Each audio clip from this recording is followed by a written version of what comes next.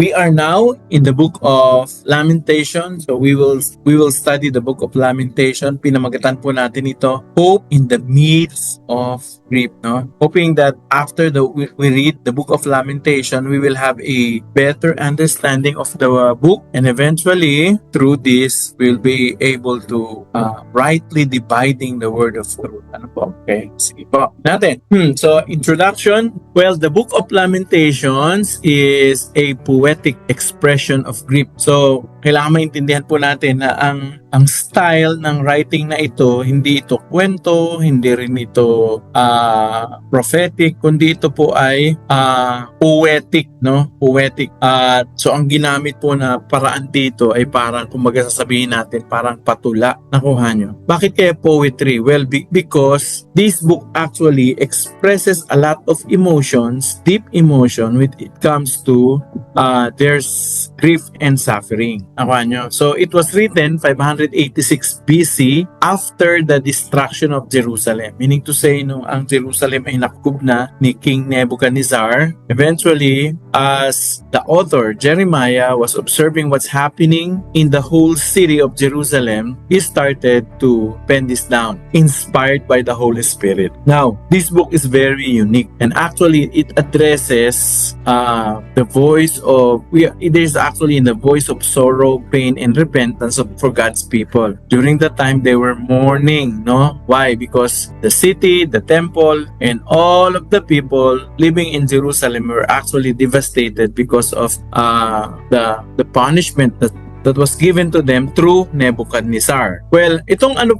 librong to, traditionally, ito ay ina-attribute, meaning to say, ang kinikilalang author o sumulat nito ay si Jeremiah. Nakuha niyo po. The book shows that suffering does not silence faith. So, dito pinapakita na sa buong Lamentation, although you will read a lot of sufferings, pero yung sufferings daw, hindi naman ito pinipigilan na magpahayag ng pananampalataya. Eventually, you will find out that this lamentation are actually pointing out to the enduring hope of declaring God's mercy. Nakuha nyo? And actually, at the center of this book, you will see the hope, no? Yung chapter 3 verse 22 to 23. Yung pinaka-sentro ng libro. And it was actually the hope that the people of God has, and that is coming from God Himself. So, yun ang introduction natin. So, anong objective natin? Ano ang plano? Anong gusto nating ma-attain by studying this one? Basically, we would like to understand the historical background and the purpose of Lamentation. Eventually, we will explain the major themes. Ano yung mga tema na makikita natin dito? The themes of grief, judgment, repentance, and hope. Number 3, our objective is to appreciate that biblical lament is not necessarily bad, but rather this is a faithful response to suffering. Kasi suffering is true. That's very true. And every one of us are actually experiencing that. And to lament does not necessarily mean you are abandoning faith, no? No. But rather, you can actually worship even in the midst of your lamentation. Or sa Tagalog yan, panaghoy. Number 4, we would like to apply the message of lamentation to our personal life and our ministries. Nakuha nyo, yung mga prinsipyong matutunan natin. So, pag-usapan muna natin yung background ng Lamentations. First and foremost, yung authorship o kung sino yung sumulat nito o gumawa. As I said a while ago, traditionally, this book is attributed to Jeremiah the prophet. And this was written around 586 BC after the destruction of Jerusalem. Ang historical setting nito, ang Jerusalem, na-destroy na siya. Jerusalem was destroyed by Babylon through the kingship or leadership of King Nebuchadnezzar, and the temple were actually burned down. At lahat ng mga treasures doon sa loob ng temple, lahat ng ginto doon, lahat ng even yung mga utensils that's been used to worship God, lahat yun, kinuha yun at dinala yun sa Babylon. Okay? So, people are killed. Not only that, the royal families are exiled. At ang iniwan lang actually sa Jerusalem ay yung mga mahihina, yung mga mahihirap, yung mga matanda, kabata, mga babae. Seemingly, they were left with people who are hopeless. Nakuha nyo? Lamentation actually records the cries of God's people in deep suffering. So, yan ang makikita natin dito. dito. Yung lamentation, yan ang sulat na kung saan makikita natin na yung mga anak ng Diyos, yung mga tao ng Diyos, nasa pinakamalalim na sakit ng kanilang buhay. In fact, you will read that in chapter 1 verse 1. Ayun agad ang entrada ni Jeremiah. Sabi niya, how lonely. Grabe, sa pasimulang salita pa lang sinabi niya na, how lonely. Sabi, napakalungkot. Sabi niya, how lonely sits the city that was full of people. So, number 3 background is the purpose of the book. Ano bang purpose ng book? Bakit ito sinulat? Well, basically, the book was written to express the grief and sorrow over sin and judgment. Para ipahayag yung pighati, yung sakit, yung ngit-ngit na naranasan nila dahil sa kasalanan at saka sa parusa ng Panginoong Diyos. This book also was written to call the people of God to repent. And this book also was written affirming God's justice and holiness. Sinasabi dito na sa buong libro, kaya ito nangyari sa kanila because of God's holiness and justice. Justice kasi ang ibig sabihin niyan sin has to be punished. And number 4, this book actually is written so that suffering people will be point back to God where they can get a hope. Tama nyo? Tayo, very ano yan sa atin, very true, no? Ang ilan sa atin dito marahil nakakaranas ng mga sakit, ibang-iba. Pasakit dahil nawala ng mahal sa buhay. Maari ang nararanasan yung pasakit ay dahil na bankrupt ang inyong negosyo, natanggal kayo sa trabaho, at baon kayong sa utang, pwedeng ganun. O kaya pasakit dahil paranas kayo ng matinding pagsubok. Tama nyo? This book actually is very helpful because eventually when you read the book, if you're in the midst of grief, you will be able to identify with the author. And at the same time, you will see that there is hope. Okay? So tingnan natin ang structure. Basically, ang Book of Lamentations, 5 chapters lang ito. Tama nyo? Ang advice ko sa inyo, basahin nyo. Madali lang siyang basahin. 5 chapters lang siya So, yeah. I would like to encourage every one of you to read. Sa isang upuan, kaya nyong kaya nyong matapos. So, chapter 1, pinapakita rito that the city of Jerusalem were actually in grief and in shame. Nakuha nyo. Chapter 2, you will see the reason why they were in grief and shame. That's because of God's righteous anger. So, yung galit ng Diyos, no? Chapter 3, you will see the personal suffering. And in the middle of the chapter, yung verse 22 to 23, you will see actually the hope in God's mercy. The hope that we can get actually from God. Chapter 4, again, consequences of sin. Pinag-uusapan dyan o sinasabi dyan sa tula kung papaano yung kasalanan ang naging dahilan bakit nakaranas sila ng katakot-takot na kahirapan. At sa Lamentation chapter 5, this is a prayer for restoration. So seemingly si Jeremiah was praying to the Lord to restore His people. Kung mapapansin nyo po, 5 yan, di ba? Ano ang center chapter ng Book of Lamentation? Babalikan nyo, ang pinaka-sentro po, chapter 3, no? Yan ang pinaka-sentro. Tapos sa chapter 3 po, sa chapter 3, makikita nyo din yung pinaka-sentro ng buong chapter, from chapter 1 to the end. At ang pinaka-sentro niyan, makikita nyo yung verse 21 and verse 23. Naka nyo? Mas ma-appreciate nyo yan actually, maya-maya. Now, most chapters are written as acrostic poems, showing order and discipline even in pain. Alam nyo, sa original text, hindi natin makikita sa English text, sa translation. Pero sa original text, ang bawat letra, beginning chapter 1, ay nagsisimula siya sa letter A. Letter A, tapos letter B, letter C. Yung buong alphabet ng Hebrew alphabet actually ginamit niya. Tapos ganun din, from chapter 5 pabalik, ganun din. Basically chapter 4. So, ganun yung pagkakaano niya, maayos na maayos, hanggang sa itinuturo ngayon chapter 3, verse 22 to 23. Now, I want you to, bago tayo pumunta sa major themes, I want to share to you this, the book itself, no? Ayan. Para lang, may konting appreciation tayo. Okay, kita niyo po ba yung ayan, basahin ko po. Chapter 1, verse 1, sabi rito, how lonely sits the city that was full of people, how like a shadow is she who was great among the nations, the princess among the provinces. He has become a slave.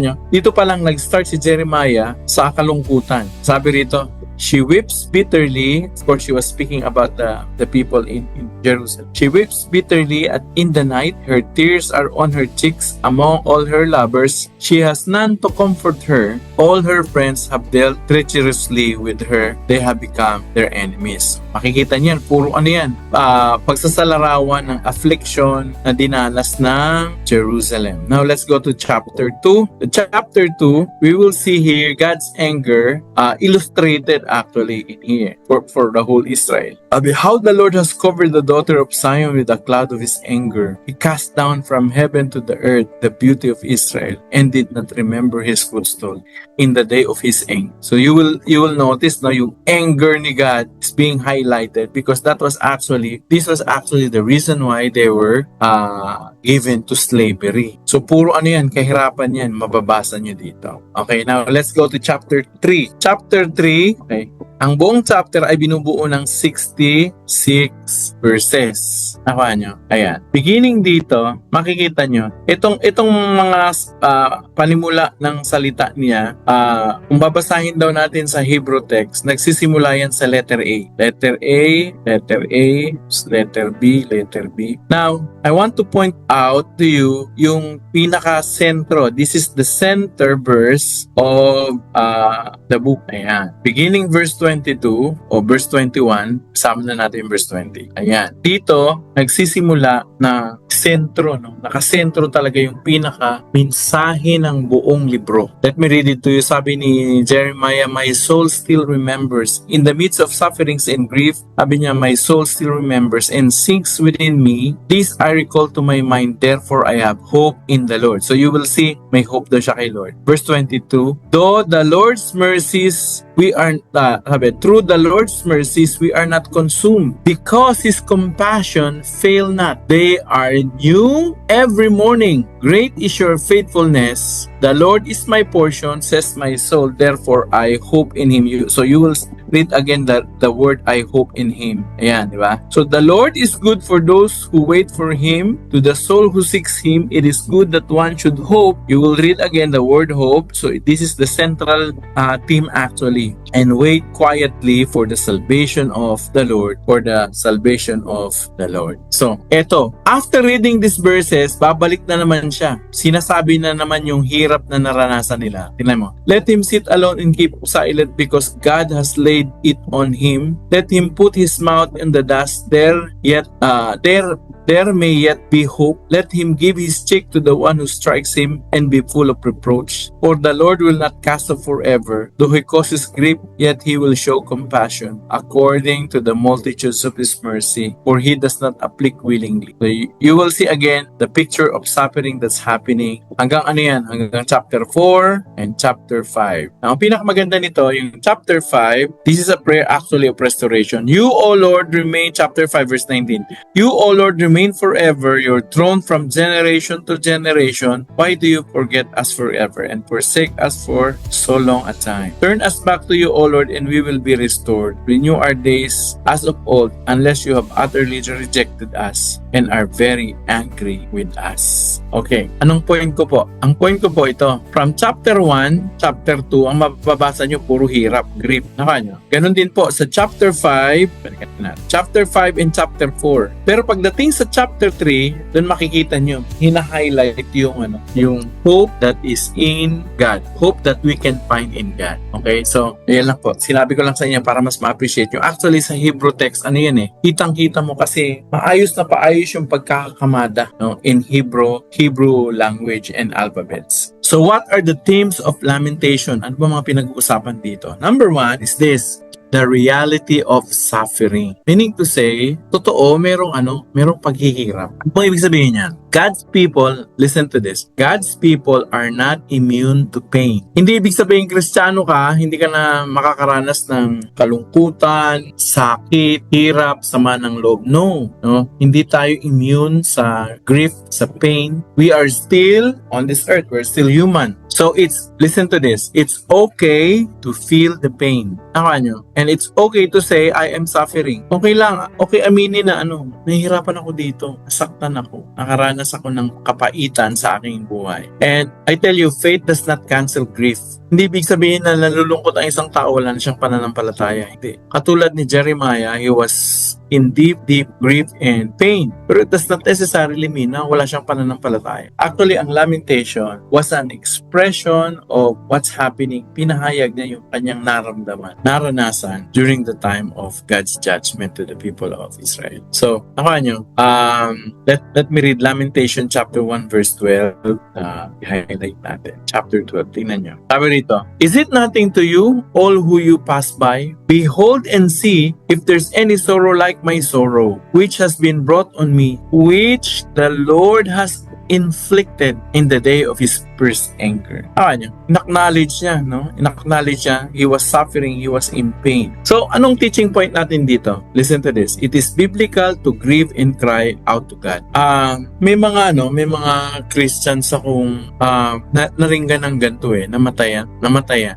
Siyempre, pag namatayan ka, malulungkot ka. Kasi panahon ng kalungkutan yun, di ba? May narigban naman ako, dapat magsaya ka. Huwag ka malungkot kasi Christian ka. Yung bang, hey, hello, teka muna. I know that I am Christian, pero hindi ibig sabihin na wala na akong karapatang malungkot o magdalamhati sa gitna ng pagdadalamhati. Nakuha nyo? In fact, listen to this. In fact, kapag nagigrib ang isang tao dahil namatayan siya, dapat i-allow natin yung tao na magluksa talaga siya. May panahon talaga ng pagluluksa. And it's okay. It's okay po na mag-grieve. Nakuha nyo?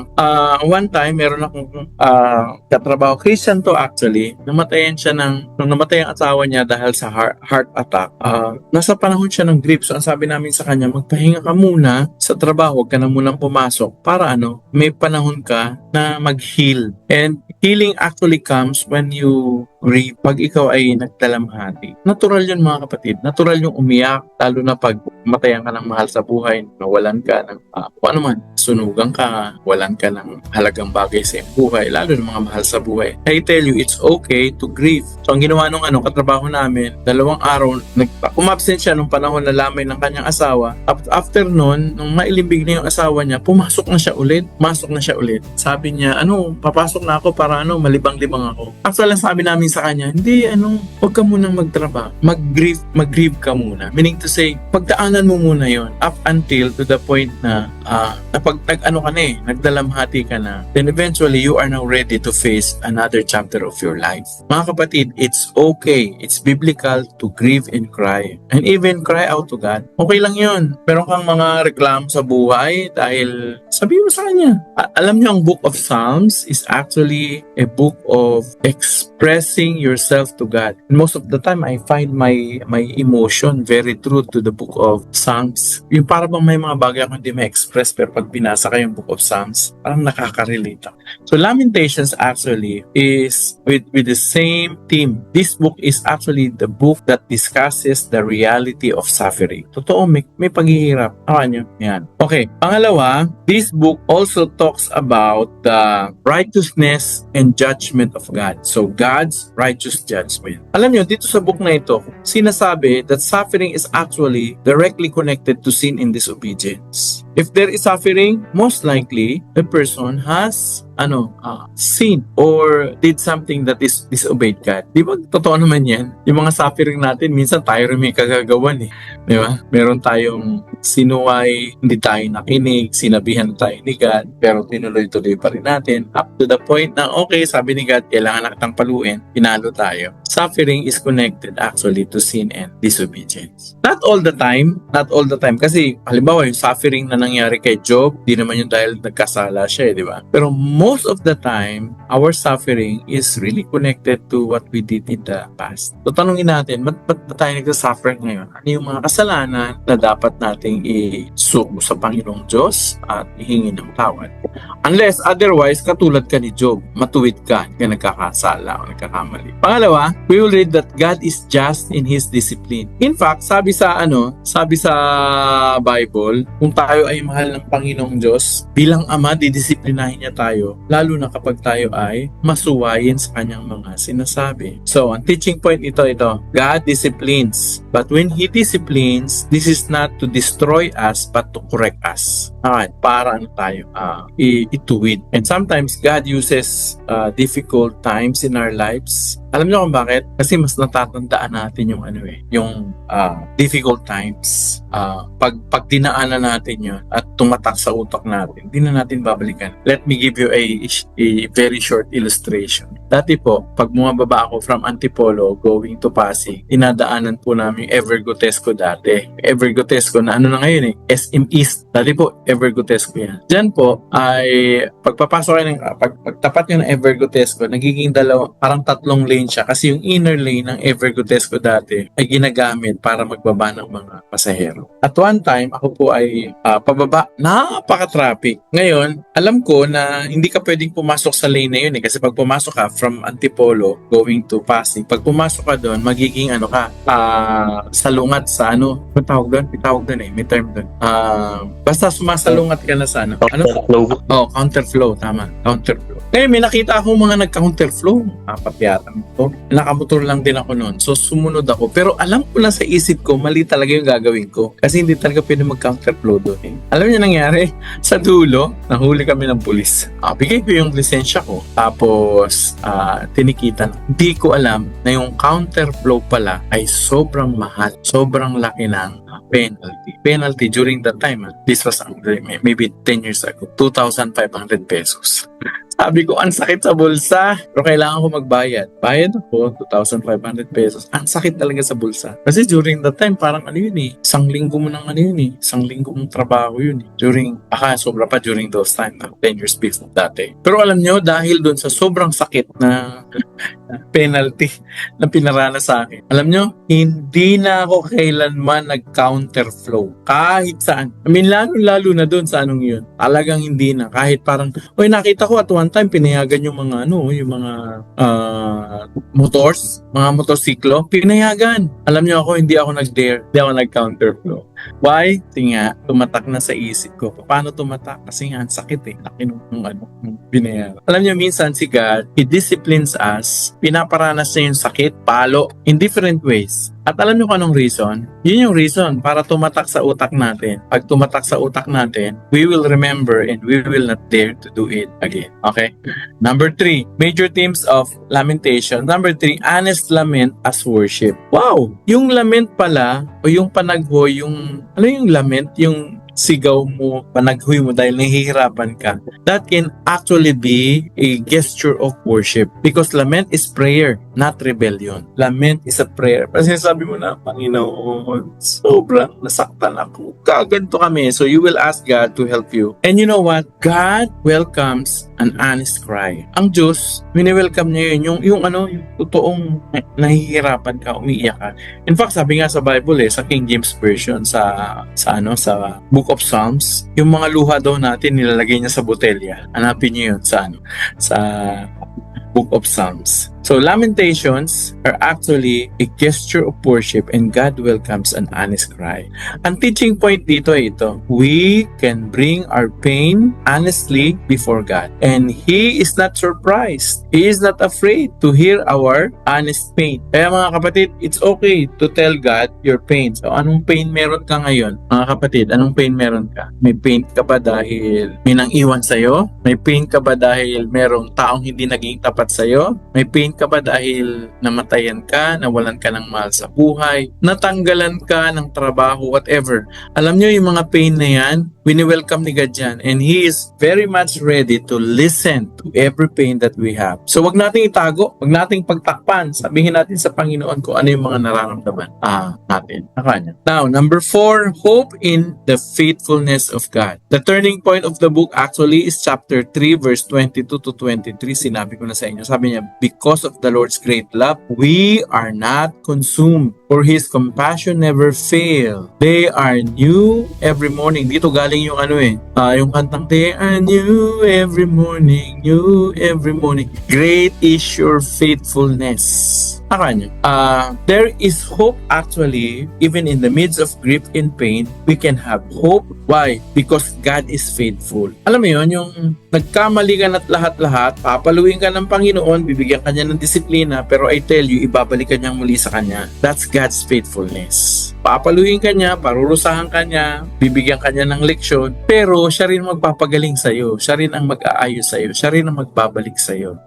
Kaya okay lang yung dumaan sa mga disciplines. For the meantime, discipline is not good. Lalo na kung kasalukuyan kang dumadaan ngayon, hindi mo pa naiintindihan yan eh. Iyak-iyak ka, bakit yan to? Bakit yan? Ngunguy-nguy nga. Pero eventually, after a month or a year, 5 years, if you're going to look back, sasabihin mo, mabuti na lang pinadaan ako ni Lord.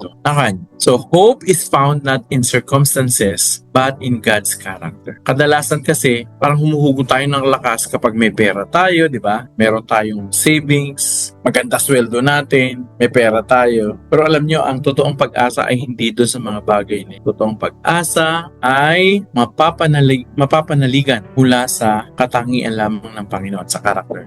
Okay? Then, number 5, major theme number 5 of Lamentations, prayer for restoration. The book ends actually in chapter 5 verse 21. Jeremiah was pleading. Ano ibig sabihin nun? Humihingi siya he was actually asking God personally for renewal. Ang sabi rito, restore us to yourself, O Lord, that we may return. Yun yung prayer ni Jeremiah. Anong teaching point natin dito? Well, God's discipline always invites repentance and restoration. Itong kakaiba sa sa Panginoong Diyos. Ang Panginoong Diyos, kapag nagpadala siya ng palo, ng disiplina, ng pasakit, para himukin tayo na hanapin siya muli, pagsisihan at talikdan ng mga kasalanan, at magpaayos tayo sa Diyos. Ganyan ang Panginoong Diyos.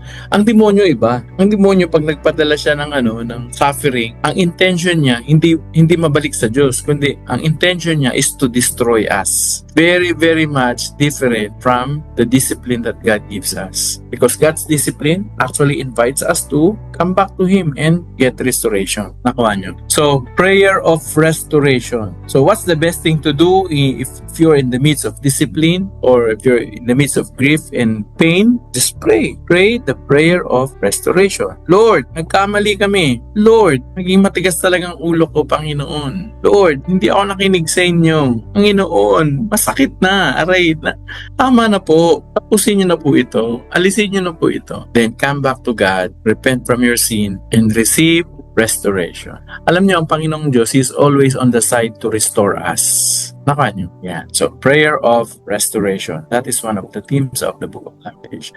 Now, there are things that I need you to know about Lamentation. So, these are something that you and I need to know about the book of Lamentation. Bilisan lang natin Number 1, yung word na lamentation, ang literal meaning niyan is crying. Nakuha niyo? To lament. So, yung libro, pinamagatan talaga siya na lament. No? In Hebrew book, it is called Ekha. Ekha. Ang literal meaning ng Ekha ay, papaano Lord? Parang, how? Papaano po ba? The first word of the book in Lamentation chapter 1 verse 1. So, Ekha. Pero in Greek word, pinangalanan siyang Lamentations. Lamentation which literally mean weeping or mourning or crying. So, ito ay libro ng pag-iyak. Kaya nga sa Tagalog, tinawag natin siyang panaghoy. Alam niyo yung panaghoy? Yung panaghoy parang ganito yan, yung madaling araw, tapos may isang tao na nakakaranas ng sakit. Yung sakit na hindi niya kayang i-bear, tapos sumisigaw siya.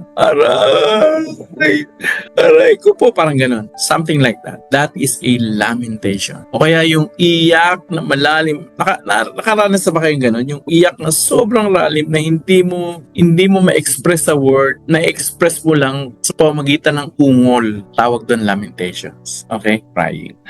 So, ang Lamentation, or basically written 586 BC, following the destruction of Jerusalem and the temple by the Babylonians. So, it has 5 chapters. And bakit daw 5 chapters? Kasi parang yung mga Hebreo daw, pag nagpo-funeral sila, normally yung kanta 5 chapters. So Lamentation has 5 chapters resembling 5 funeral dirges or songs of mourning. Alam niyo yung songs of mourning, yung kanta ng namatayan, tawag yata sa Pilipinas yan, punebre.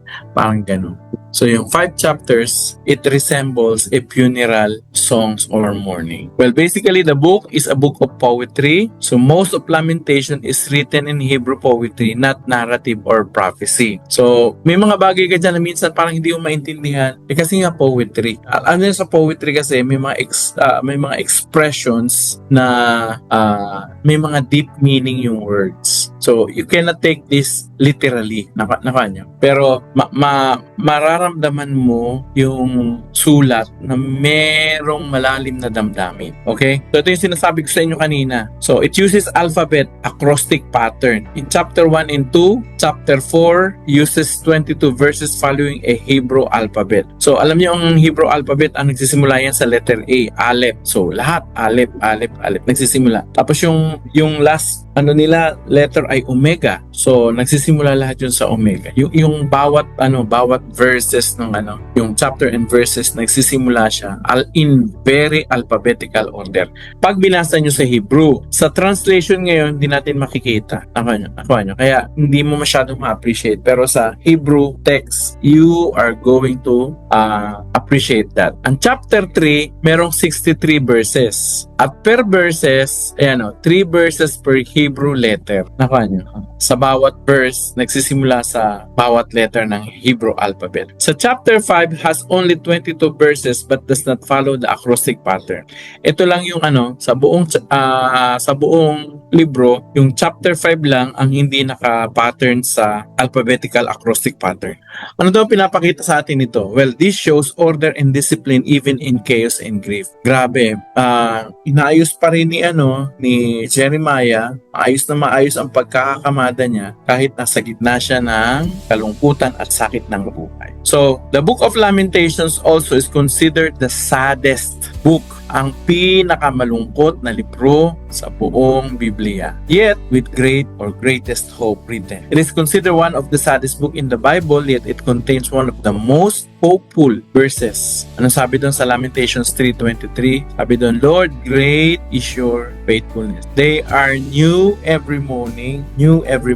Great is your faithfulness. Kahit napakalungkot ng librong ito dahil nga sa sobrang sakit at hirap na kanilang naranasan, ito rin naman ang libro na may verses na kung saan pinakadakila ng pagpapahayag ng pag-asa. So dito, you will also see in Lamentation, God speaks very little unlike prophetic books. Sa prophetic books kasi, si God talaga nagsasalita. God hardly speaks in Lamentation. So dito, halos walang konti lang. The book is mainly people speaking to God, not God speaking to people. So you will notice in here, tao, kinakausap niya ang Diyos. Sinasabi niya lahat ng kanyang frustrations, lahat ng kanyang grief, lahat ng kanyang pain, lahat ng kanyang negative emotions actually. And you know what? God allows that. He is very much ready to listen to our emotions. Now, the center of the book actually is hope. Yun nga, kanina sinabi ko, Lamentation chapter 3. The message of hope is placed at the center. Sentrong-sentro talaga yun, yung librong yun. Showing that hope is actually the central even in suffering. Okay? Now, ang Book of Lamentation is being read during Jewish mourning kapag sila ay nagdadalamhati. So, Lamentation is read during the Tisha B'Av, a Jewish day of mourning for the destruction of the temple.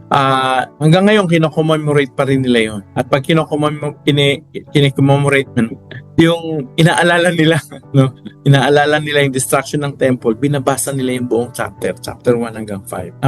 So it ends also with a clear resolution. The book ends with a question, not an answer, and this reflects real life suffering. Sometimes pain lingers, but faith remains. Diba? Yung sakit talagang medyo matagal yan nananatili. However, ang pananampalataya hindi naman nawawala.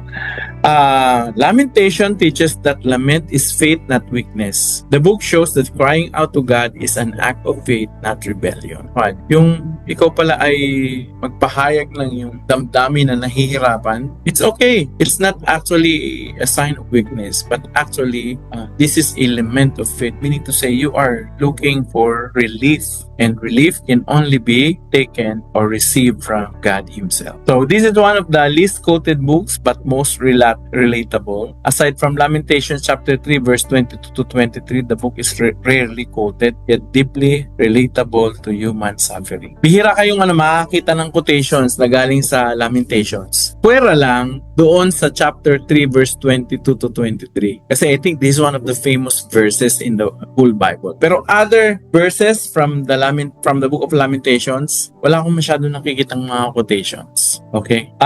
This is also, Lamentation is actually a bridge between judgment and hope. Bakit? Kasi ang Lamentations ay nasa gitna ng Jeremiah and Ezekiel. Yung pagkakaayos niya, di ba? Jeremiah, Lamentation, Ezekiel. Ang Jeremiah na pag-aralan natin last week is about judgment of God, di ba? Yung buong libro, sinasabi ng Jeremiah yung judgment na naranasan ng mga taga-Juda, right? Ngayon, ang book of Ezekiel naman po is actually a book of hope kasi dito may restoration na. Tama nyo? So, judgment, Jeremiah, tapos Ezekiel is a book of hope. But in between judgment and hope, yun yung Lamentation. Lamentation actually is what? The bridge from judgment to restoration. So what does it tell us? Alam nyo, kailangan talaga dumaan talaga tayo sa lament. Yung pain. Actually, we can only appreciate. We can only appreciate restoration if you have gone through lamentation. Tama nyo?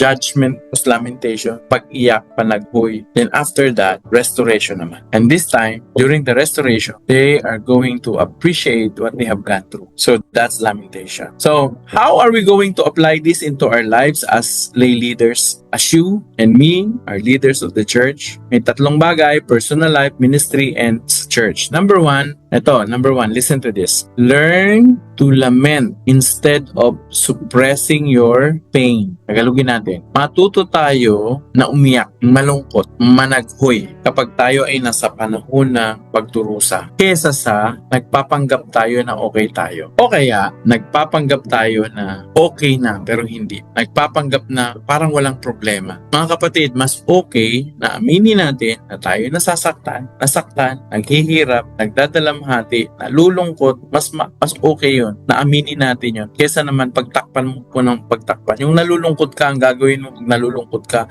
tatakpan mo ng mga bagay na magpapasaya sa'yo. Kaya yung iba pupunta sa sa alcohol, sa vices, pupunta sa diversions, nagpupunta sa mga maling relationship because they are suppressing pain. No? Once you start suppressing your pain, you're actually escalating the problem. Number two, trust God even when answers are unclear. Nyo?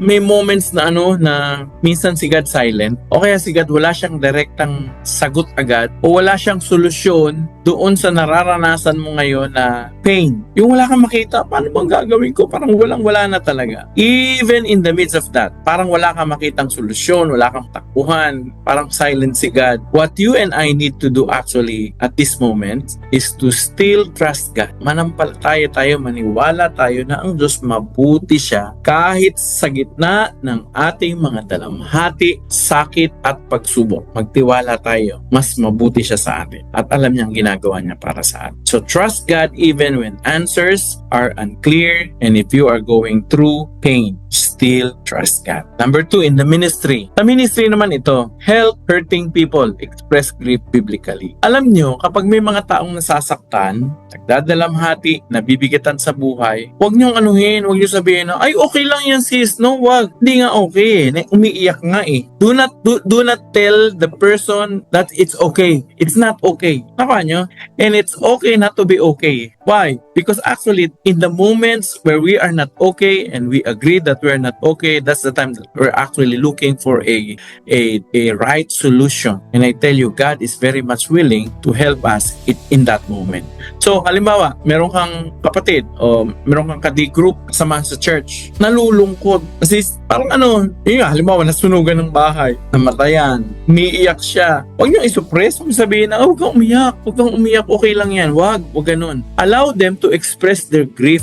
Allow them to express their feeling. Why? Because that's actually expressing our grief, expressing our feeling are actually the first steps to healing. Tama nyo? Mas sinosuppress kasi yung damdamin, mas matagal yung healing. Avoid shallow comfort but offer faithful presence. Instead na sabihin natin na ay okay lang yan, huwag kang umiyak, babalik lang din yan. Magiging maayos ang lahat. Wag. Imbis na ganon, mas mabuti pa, yung presence mo na lang. Doon ka lang kasama niya. Kung kailangan niya ng yakap, yakapin mo. Kung kailangan niya ng akbay, o ano man, no? Na pwede. Ay alam niyo, pag pupunta ako sa funeral, tinitingnan ko yung namatayan. Wala akong sinasabing ay okay lang po yan. Nakay God naman siya. Oo nga, nakay God. Diba, mananampalataya talaga yung namatay. Totoo nga yung sinasabi mo. Kaya lang, nalulungkot siya ngayon. So, huwag mo sabihin okay siya. Kasi hindi naman siya talaga okay. Tama niyo? Ang pinakamaganda, just be present. Just be there. Tapos kung kailangan niya ng kausap, kausapin mo siya. In fact, mas maganda nga facilitate mo siya. Tanungin mo, anong nararamdaman mo ngayon? Anong iniisip mo ngayon? And just allow the person to speak his grief or his pain. Eventually, pag pahayag niya na yan, yung healing starts. Sa church naman, paano approach natin? Sa church, let us teach that suffering and faith can coexist. Yung taong nahihirapan, di naman ibig sabihin na mawalan siya ng pananampalataya. They can coexist. Emphasize hope rooted in God's mercy. Mas maganda pag nagmi-minister tayo sa church, sa mga kaibigan natin, kakilala sa D-groups natin. Pag nasa gitna sila ng kanilang pain or grief, point them to Jesus. Point them to God's faithfulness. Nakaka nyo? In that way, we will be able to effectively minister to them. Okay, so that's the book of Lamentations. Okay? May questions ako dito, dalawa actually set ito. Ang unang questions, pwede nyo pong capture o picturean nyo na po.